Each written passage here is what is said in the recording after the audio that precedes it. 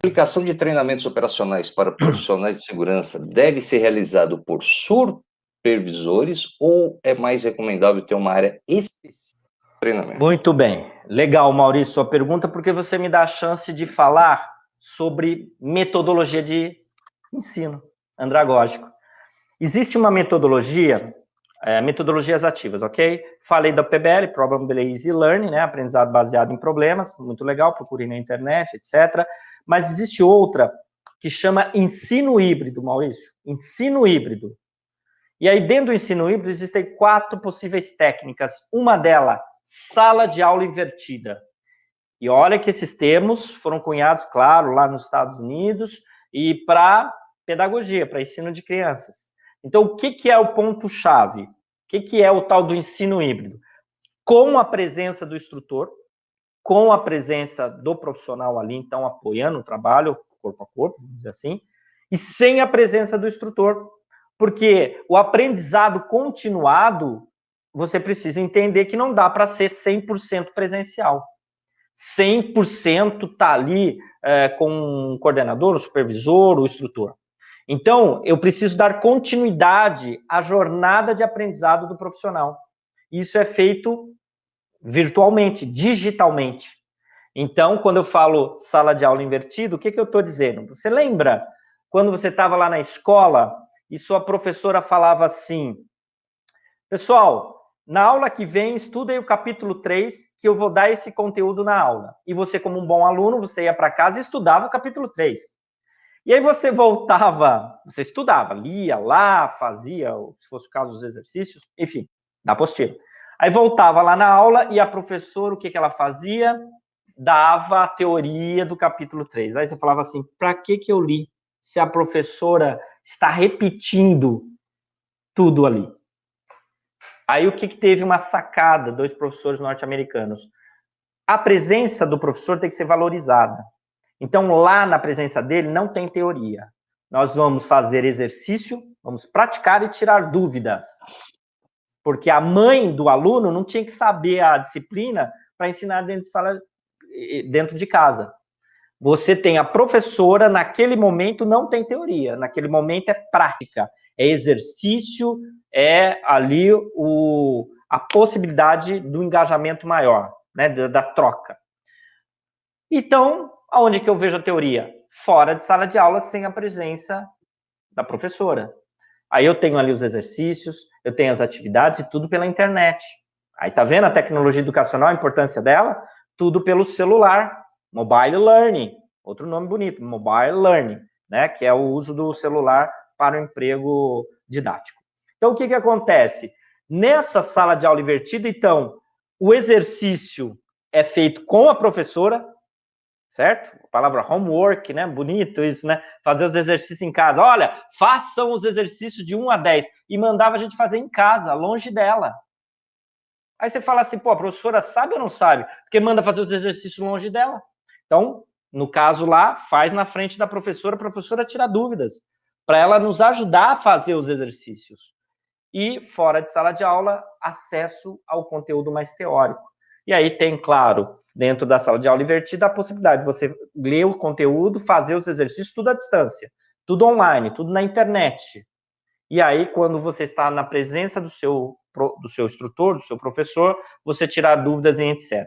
Então, respondendo isso para você, qual é a questão? Metodologia. Precisa revisitar a metodologia, aplicar uma metodologia, sugestões, metodologias ativas. E aí, ao você aplicar isso, você vai ter respondido essa questão. Se é realizado por supervisor ou uma área específica de treinamento. Veja, centralização nunca foi uma coisa boa. Gestão até pode ser condicionada a esse processo. Então, veja, você tem que fazer com que o treinamento da pessoa seja no posto, na base. Não vou dizer na casa dele, porque senão eu vou pedir hora extra, né? Mas, enfim, horário de trabalho, mas que ele não precise se deslocar especificamente para um centro de treinamento. Lembra? Sala de aula invertida? Existem atividades que ele pode fazer com a presença do instrutor e atividades que ele não deve, inclusive, fazer com o instrutor para dar continuidade a esse processo de treinamento contínuo, porque senão não tem continuidade. Eu esqueci de comentar uma coisa naquela nossa aula de segunda-feira às 8 da manhã. Sabe o que eu ouvi muito? Muitos profissionais, né, vigilantes, falar assim, putz, sabe o que eu ia dizer para o senhor? Que quando eles marcam esses treinamentos, é na sede. Aí eu tenho que me deslocar completamente, eu saio da minha rotina, que eu vou para o meu trabalho de bicicleta. Só que quando eu venho na sede, eu tenho que pegar 2 ônibus, um metrô, eu tenho não sei o que, eu tenho que acordar 1h30 antes, tira aquela pessoa da rotina. Por isso que ela já vem tristinha. Porque você tirou ela da rotina para ir lá, sentar e ficar dormindo na aula.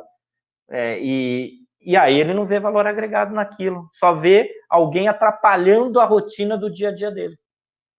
Então, você quando trabalha o conceito de educação, né, digital, você tem que empregar a tecnologia a seu favor. Nós vamos ficar junto daquele profissional mais tempo. E estar junto com ele é estar onipresente, não é estar do lado, mas ele sentir que está conectado. Teve uma outra empresa que eu prestei uma certa consultoria, 1.200 profissionais, e ele falava assim, sabe, doutor, quando me chama de doutor, até fico preocupado. Doutor, é o seguinte, eu tenho 1.200 pessoas que não passam na minha sede. Eu tenho uma sede bonitinha, o senhor viu aqui? Tem sala disso, sala daquilo e tal. Só que os 1.200, a grande maioria, só vem 2 vezes na vida na sede. Eu era mais jovem, quando ele é recrutado, que ele tem que passar aqui e entregar os documentos dele, que a gente pede para ele vir presencialmente, até para ser entrevistado pela psicóloga, e na hora de bater a carteira, né? Ser despedido, tem que pegar a carteira. Só 2 vezes. Aí, ele falava que a maior dificuldade dele era impor uma cultura da empresa, né? A cultura nos seus colaboradores. Os valores, né? Missão, valores, etc. Aí eu falava, entendi. Sua dificuldade é que eles estão muito distantes aqui do seu QG, da onde flui aqui a cultura que você quer impor ali ou quer proporcionar para os seus profissionais. Por quê? Porque aumentaria muito o custo. Então, ele vai direto para a base, ele vai direto para o posto. Então, pense mais amplamente dentro desse processo. Eu acho que é um conjunto de supervisores, gestores, instrutores, é o emprego da tecnologia educacional para promover essa constante permanência do lado daquele profissional. Ele precisa sentir que está sendo ouvido, escutado e que ele tem um canal direto com a equipe. E isso pode ser feito, por exemplo, pelo celular ou por outros mecanismos que permitam esse processo.